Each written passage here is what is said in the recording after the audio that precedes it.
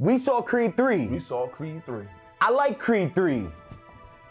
Word. Just I like Creed 3. So Creed 3 starts off with Michael B. Jordan. He's retired. He has a wife. His child is older now. And he's living the life. He's living the life any man would dream of. Beautiful wife, beautiful kid, beautiful life, beautiful career. He chilling. Like, that's just, it is what it is. And then the childhood friend pull up. The delinquent childhood. The delinquent, not just no regular. Not just your childhood friend. Yeah. No, the one that was up to no good. Bro pulls up and he's like, you don't remember me? He's like, Damien? What's his name? Damien? Damien? He's like, yeah. And he's like, yo, let's go out to eat. They eat. Yo, I'm trying to get a title shot. Like, damn, nigga, slow down. Damn, you just got out. Like, bro, you just got out. Like, even when I was watching, I'm like, bro, that takes time. Like, you're not about to just, yeah, so he asked for the title shot. He a little jelly. He a little like, yo, who the fuck this nigga think he is? He calls out Adonis and says, yo, your life is my life, and I want what you have, so I'm gonna take it from you. And that's the movie. My thing is, like, I feel where he coming from, but, like, take it from him. Like, even if he lose the fight, like, what? With Creed 3, we kind of already see what everything he built. Like, we've seen everything he's built from Creed 1 and 2, and those two movies already get to me because it's really a struggle within yourself rather than an external fight. And I think that's why these movies work. Yeah. Because it's never like, oh, I want to beat my opponent. It's like, nah, like, my opponent is really me. So I'm the one that's holding myself back. And Creed 3 tries to touch up on it. Creed 3 is actually directed by Michael B. Jordan this time around. And I thought he did a really good time as his first time directing. I think so too. He did a really good job. Like, he knew what he wanted. You could tell he wanted it to be different.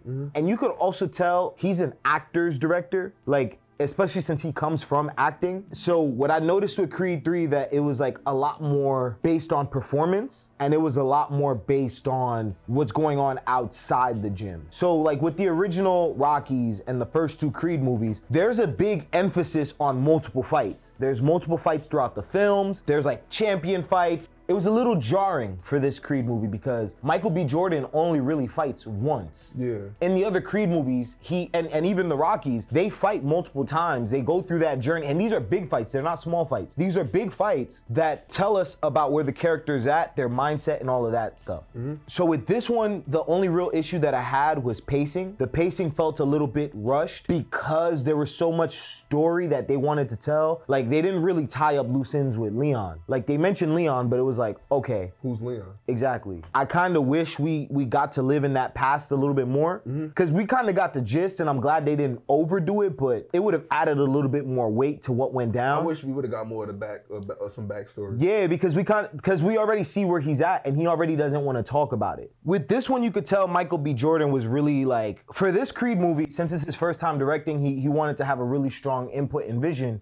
And he wanted it to look different from the Creed 1s and 2s, right? So what he did was he said that his biggest influence was anime for this one. And when I heard him say that, I was confused as to how he was gonna do that for a boxing movie. But as I was watching, it made a lot of sense with like the quick time moments and the quick time events.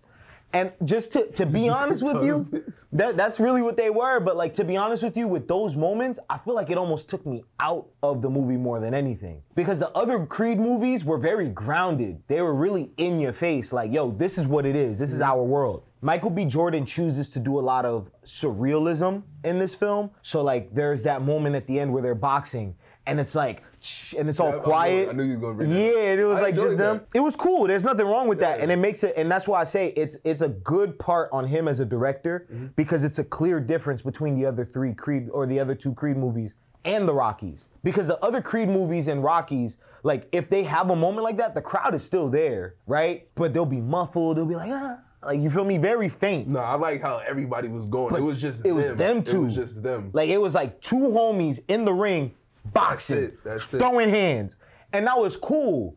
But then they took it a step further, and they started to throw even more surrealism in there with the bars, and he's like trying to fight. And then it's no longer just like a 50 mil or like an 85 mil. Now it's like a wide angle lens. And now they're fighting from a wide angle, which is really weird unless you're doing like some Hong Kong shit. But even then, that's a telephoto. Yeah, like real talk, because like they like to focus on their wide shots so you can really get the movements. But with this one, it was wide in a way where it was like, again, surreal, like fisheye, and it's like the camera like the way they're just moving. So I think he did a really good job directing, because again, you could tell he's an actor's director. So he really tried to dive deep into that. And then he did a lot of surrealism within the fights. I know from the trailers, we missed out on a lot of stuff. The trailers showed more of the training. The trailers showed a little bit more fighting. And we didn't really get that much fighting. And I think if anybody had an excuse for not liking Creed 3, it's because there wasn't as much fighting as we thought there would be. And I even felt like the training montage was short. It was weak.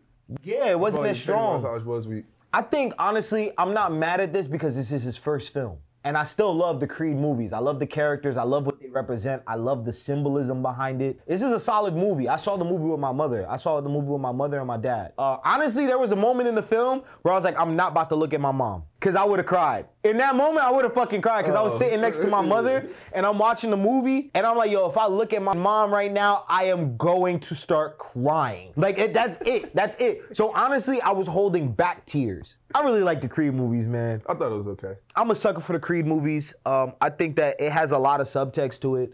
Jonathan Majors was a good character. I've never seen nobody block like that before, boxing. Bro, I was thinking about it. That was crazy, bro. I'm like, damn, I ain't never seen that shit before. Your stomach is exposed, like the gut, all of it. Like, I'm like, bro, I've never seen anybody box like that. So I thought that was cool because it added to the brutality of it. Because bro was bugging. I was gonna say it added to the way he fought. Bro was bugging. Like, I like the way he moved. He was like flowing with it. Like, I want to know who his... Like, Conor McGregor.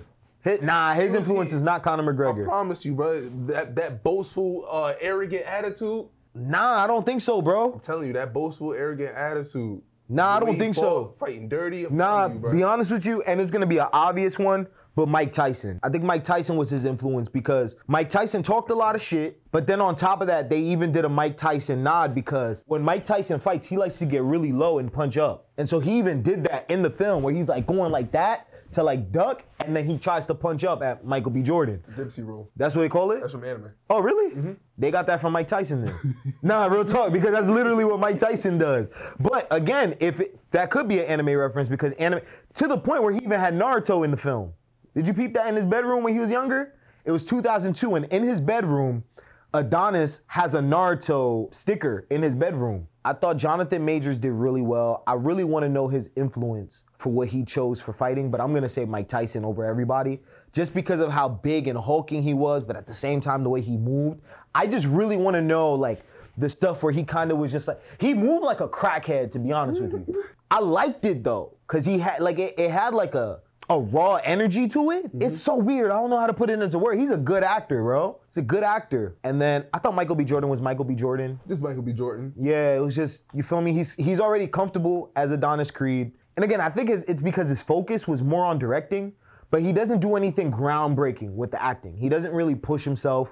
It's just Adonis. It's just Michael B. Jordan. Yeah, like I said, it was okay.